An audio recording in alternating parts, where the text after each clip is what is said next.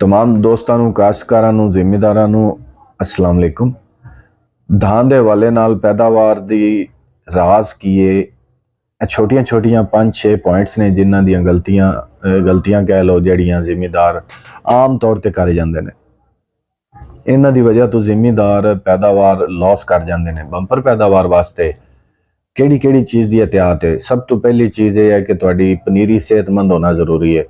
जिस वक्त मैं पनीरी सेहतमंद होने की गल करना, मैं ये नहीं कहता कि पनीरी का कद अच्छा होना जरूरी है, बल्कि मैं कहना कि पनीरी की गन्नी मोटी होनी जरूरी है। उनका जोड़ा तना है वह भी मोटा होना जरूरी है। तना किहड़ी चीज़ मोटा करती है? वह फास्फोरस करती है।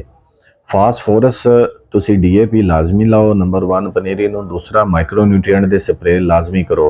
असी मुंजी उपर माइक्रोन्यूट्रिएंट के स्प्रे करने आ, लेकिन क्या पनीरी साडी मुंजी नहीं? उन्होंने पौधे जोड़े ने इस वक्त ताकतवर होंगे तो बाद साड़ी मुंजी की पैदावार अच्छी होनी। दूसरी चीज़ ये है कि आली का इस्तेमाल होंदा दोपहर टाइम दोस्त पानी लगावणगे। दोपहर टाइम पानी लगावन की वजह तो पानी खड़ा होएगा, वो सेक मारेगा और टिब्बियां दे विच पनीरी जड़ी सड़ना शुरू हो जाएगी। उच्ची नीवी पनीरी, गैर सेहतमंद पनीरी अच्छी पैदावार नहीं जमानत दे सकती तुहानू।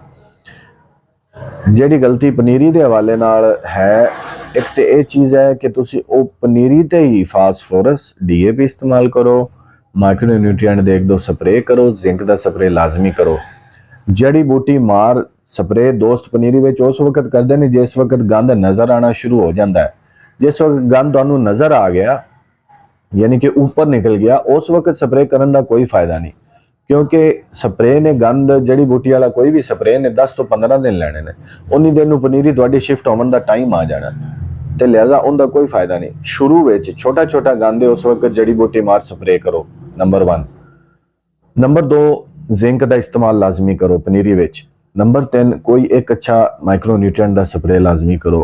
नंबर 4 पानी जिहड़ा लगाना है वो शाम के वक्त लगाओ, कभी पनीरी दे विच दोपहर के वक्त पानी खड़ा ना होवे, ये लाजमी एहतियात करो। नंबर 5 पौधों की तादाद पूरी करना। पौधे अगर तुसी पूरे करा लै, लेबर नूं किसी तरीके लालच दे के जो भी तुहाडी स्ट्रैटेजी अपनानी है तुसें, अगर तुसी पौधे पूरे करवा लै फी एकड़, तो इंशाअल्लाह अज़्ज़ा वजल तुहाडी पैदावार अच्छी है। अच्छा, मुंजी दे विच अगे जाके ये हुंदा है कि असी माइक्रोन्यूट्रिएंट ते सिर्फ जिंक ते जोर देने आ। असी कहने मैं जिंक जनाब 10 किलो पाई, मैं जिंक 20 किलो पाई। इस वक्त साडियां जमीनां नूं जिंक तो इलावा सारे माइक्रोन्यूट्रिएंट जरूरी हो गए हैं।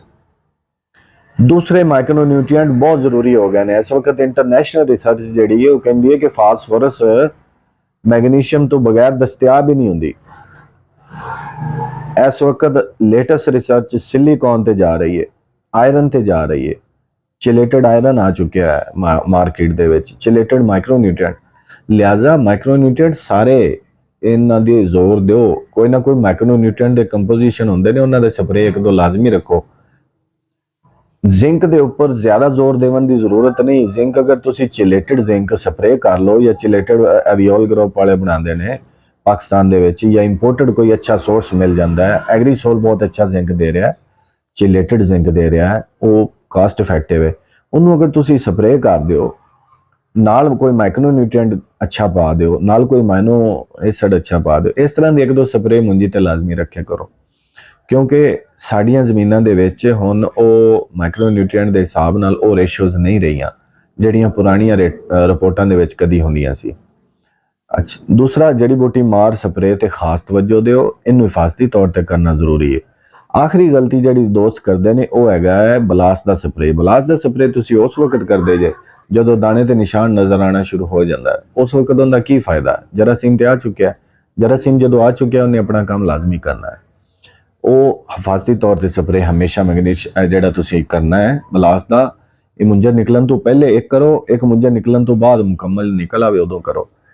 तो आखिरी गल ये है सल्फर का इस्तेमाल लाजमी करो। साड़ियां जमीनां असासी ने, साड़ियां खादां असासी ने, कोई ना कोई तेजाबी चीज़ का सहारा लो ताकि जमीन दे विचों वो चीज़ अवेलेबल हो। उहदे विच साडे कोल ऑप्शन की है? उहदे विच साडे कोल ऑप्शन सल्फर है, ह्यूमिक एसिड है, अच्छा ह्यूमिक एसिड, कोई अच्छा ह्यूमिक एसिड, ते इस तो इलावा मैग्नीशियम है। यह 2-3 चीज़ां जिहड़ियां तेजाबी ने, एक खादां दे नाल मिलाओ, हर खाद ना मिलाओ, तो इंशाअल्लाह अज़्ज़ा वजल अच्छी पैदावार आएगी। अस्सलाम वालेकुम।